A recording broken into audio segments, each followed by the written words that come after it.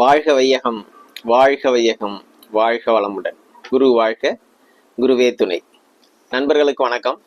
இந்த ஷார்ட்ஸில் என்ன பார்க்க போகிறோம் அப்படின்னா, குருச்சந்திரன் சேர்க்கை. குருச்சந்திரன் சேர்க்கையோட ப்ளஸ் என்ன மைனஸ் என்னன்னு பார்க்கலாம். குருச்சந்திரன் சேர்க்கை உள்ளவங்களுக்கு எப்பயுமே பாசிட்டிவான எனர்ஜி, அதாவது தெய்வீக எனர்ஜி உங்களுக்கு எப்பயுமே அதிகமாக இருக்கும். தெய்வ எனர்ஜி அதிகமான நிறைந்தவர்கள் குருச்சந்திரன் சேர்க்கை உள்ளவங்க. ஓகேங்களா? அப்ப இவங்க எந்த இடத்துக்கு போறாங்களோ அந்த இடம் வளர்ச்சி அடையும். இவங்களுடைய தெய்வ எனர்ஜி அந்த இடத்துக்கு பரப்பிடுவாங்க, அந்த இடம் வளர்ச்சி அடையும். குருச்சந்திரன் சேர்க்கை உள்ளவங்க போற இடம் கண்டிப்பா ஒரு தெய்வ எனர்ஜியால அந்த இடம் நல்லா இருக்கும். அது போல இவங்க நெகட்டிவான எனர்ஜி உள்ள இடத்துக்கு, நெகட்டிவ் எனர்ஜி உள்ள இடத்துக்கு போனாலும் கண்டிப்பா அந்த நெகட்டிவ் எனர்ஜி இவங்களுக்கு ஈஸியா பத்திக்கும்.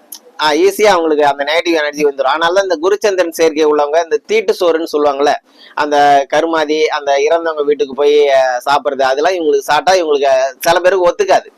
அது போல இவங்க சாப்பிடாம இருக்கிறது நல்லது. குருச்சந்திரன் சேர்க்கை உள்ளவங்க அந்த தீட்டு சோறு சாப்பிடாம இருக்கிறது ரொம்பவே நல்லது. அது போல இவங்களுக்கு புகழுக்கு ஆசைப்படக்கூடாது. புகழுக்கு ஆசைப்படக்கூடாது. புகழுக்கு ஆசைப்பட்டாலே இவங்களுக்கு பாதிப்பு தான். அதுபோல இவங்களுக்கு எந்த காலகட்டத்திலையும் அந்த அத்தியாவசிய தேவைகளுக்கு பஞ்சம் இருக்காது. அதாவது உண்ண உணவு, இருக்க இடம், உடுத்த உடை அப்படின்னு சொல்றோம்ல, இது எப்பயுமே இவங்களுக்கு பஞ்சம் இருக்காது. எவ்வளோ லோ லெவல்ல இருந்தாலும் சரி, இவங்களுக்கு அது சார்ந்த பஞ்சம் இருக்காது. குருச்சந்திரன் சேர்க்கை உள்ளவங்க அது போல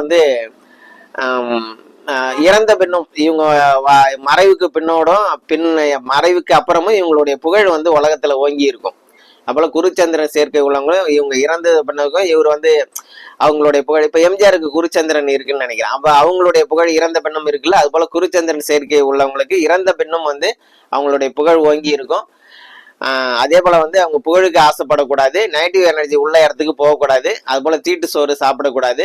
தெய்வ எனர்ஜி இவங்களுக்கு அதிகம் இருக்கிறதால இவங்க போற இடம் ரொம்ப விருத்தியாகவும் வளர்ச்சி அடையும். பாசிட்டிவ் எனர்ஜி இன்னும் ஒரு அதாவது பாசிட்டிவ் எனர்ஜி இருக்கிற இடத்துக்கு இவங்க போகும்போது இன்னும் அவங்களுக்கு அந்த எனர்ஜி இன்னும் நல்லாவே வரும். அதாவது ஒரு தவம் தியானம் பண்ற அந்த கூட்டு தவம், கூட்டு தியானம் அது போல போனாங்க அப்படின்னா இவங்களுக்கு ரொம்பவே நல்லது. அதுபோல அடிக்கடி கோயிலுக்கு போறது அப்படின்றதும் இவங்களுக்கு இந்த குருச்சந்திரன் போறதுக்கு இருக்கிறவங்களுக்கு அந்த பாசிட்டிவ் எனர்ஜி ஈஸியா இவங்களுக்கு ரிசீவ் ஆகும், இவங்க எடுத்துப்பாங்க. அதனால இது போல பாசிட்டிவ் விஷயங்களை பயன்படுத்தலாம். நெகட்டிவாக இருக்கிற எனர்ஜி இருக்கிற இடத்துக்கு போறதை தவிர்க்கிறது நல்லது. ஓகேங்களா?